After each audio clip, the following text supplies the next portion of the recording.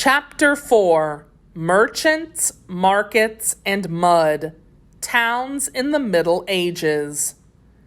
The big question: how did the growth of trade during the Middle Ages affect the way people lived? It is raining again. You stand in a puddle on the edge of a narrow street. You have just entered town through one of two gates. The gates are the only ways in and out of this walled town. Inside the walls, tiny townhouses stand side by side. As you move through the crowd, you spot rats scurrying about, feeding on discarded trash. Nearby, you hear the varied cries of people selling fruits, vegetables, eggs, and pies. It is market day, and people have set up their stalls in the town square. As you make your way through the muddy streets, you hear the sounds of church bells. They ring out to sound the hour and to call people to church. You have just caught a glimpse of a town in Europe during the late Middle Ages. Streets in medieval towns were often crowded and muddy. Metal workers' stall in medieval market. In the early part of the Middle Ages, most people lived in the countryside. Between the years 1000 and 1350 CE, fueled by trade, towns began to grow. New jobs emerged, and as a result, more and more people left the countryside to live and work in towns. With this growth in trade, an increased number of people became involved in commerce or business. As a result, a class of people called the middle class grew in importance. Merchants and craftsmen were part of the middle class. Towns grew as the middle class created successful businesses and therefore jobs. Some merchants became rich and influential members of town communities. To protect their businesses, merchants established guilds in towns throughout Europe. Guilds were organizations made up of merchants. Guilds controlled wages as well as the price and quality of the goods the merchants sold. Peasant farming in the countryside. Merchants and artisans sold goods in town markets. Town scene in medieval manuscript. Medieval craftsmen: carpenter, tailor, armorer, tanner. Not only did merchants thrive, so too did skilled craftsmen such as carpenters, paper makers, glass makers, and blacksmiths.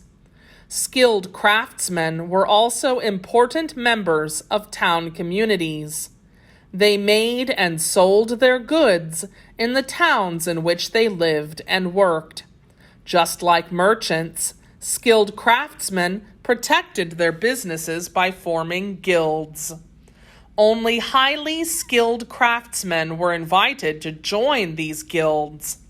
Many years of training went into becoming a skilled craftsman. There was a certain pattern to daily life in towns in the Middle Ages. From Monday to Saturday, towns were busy with the hustle and bustle of street vendors, shopkeepers, craftsmen, and market sellers. Pickpockets and purse snatchers were afoot, too. Shops opened as early as 6 a.m. Most towns held markets 2 or 3 times a week. Local farmers sold produce and animals. Towns were not outside the control of the local lord. Merchants and craftsmen usually paid lords in the form of money or goods. However, in exchange for money or goods, many lords granted towns special charters. The charters allowed wealthy and influential townspeople the right to make their own laws. Over time, this new decision-making process changed the feudal system. With a growing economy, a banking system began to develop. The increasingly wealthy churches in towns created schools called universities. Places such as Oxford and Cambridge in England and Paris in France became important centers of learning. Charters such as this one from Bedford, England, outlined certain rights.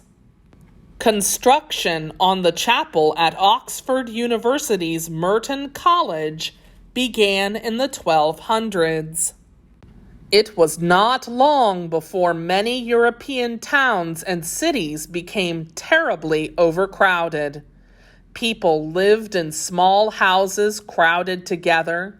The towns and cities were also disease-ridden. Rats scurrying about helped spread disease.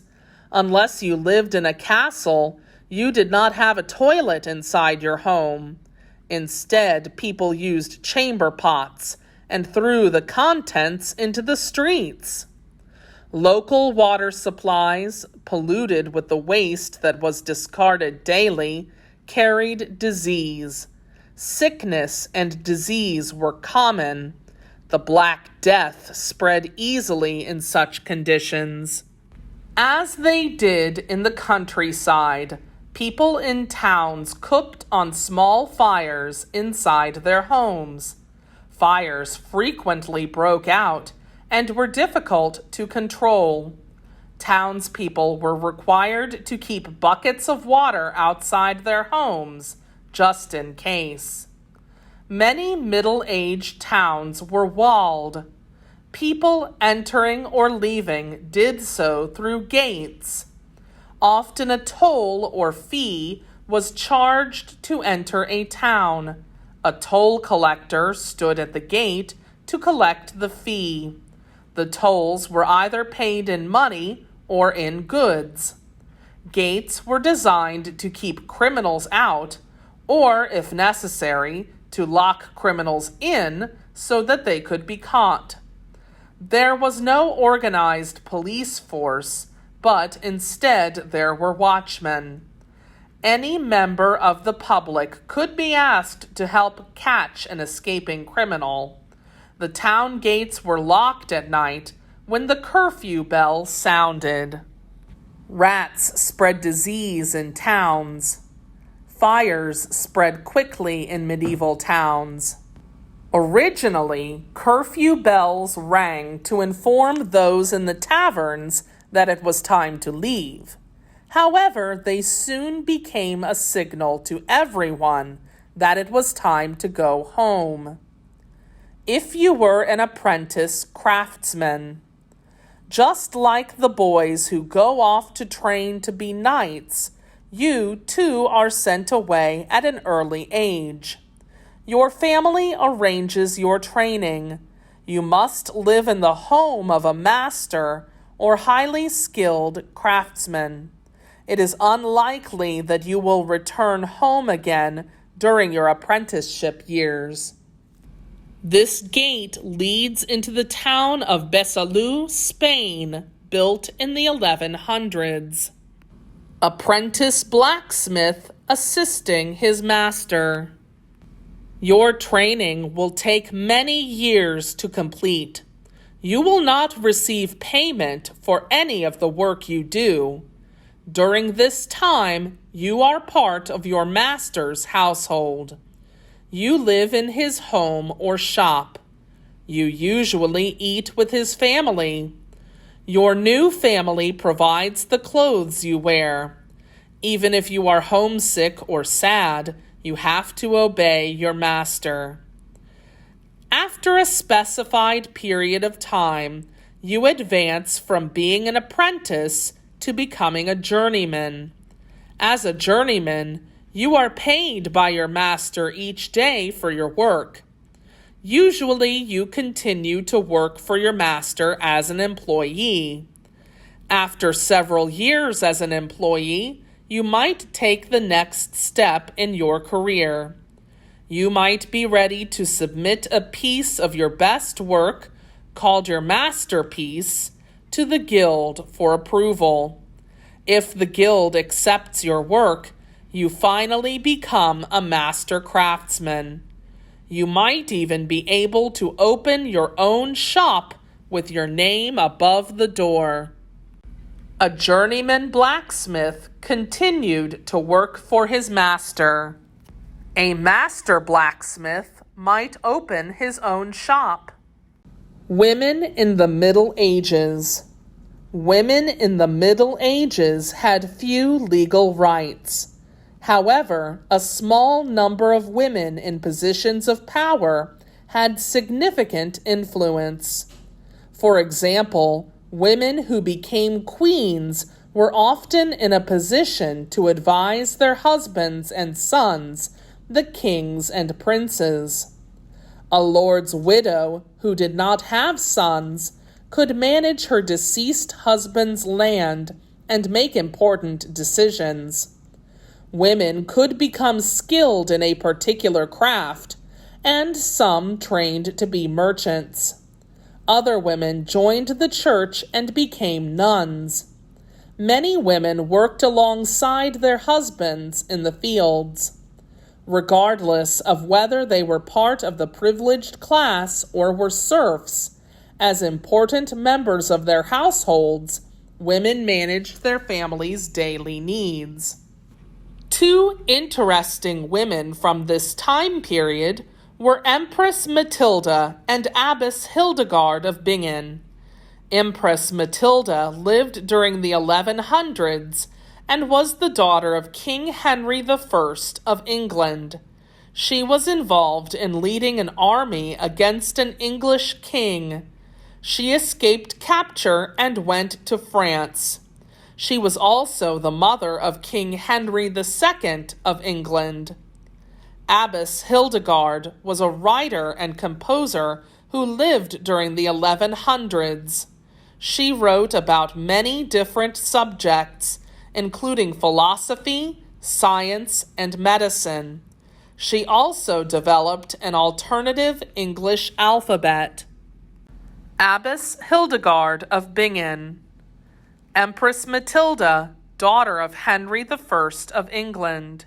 In the Middle Ages, townspeople tried to avoid drinking water because it was so polluted. What did they drink instead? Clue: it's a drink made from grain. Number 2. In the Middle Ages, people created last names to describe the job they did. What did men with the last name Shoemaker or Cooper do?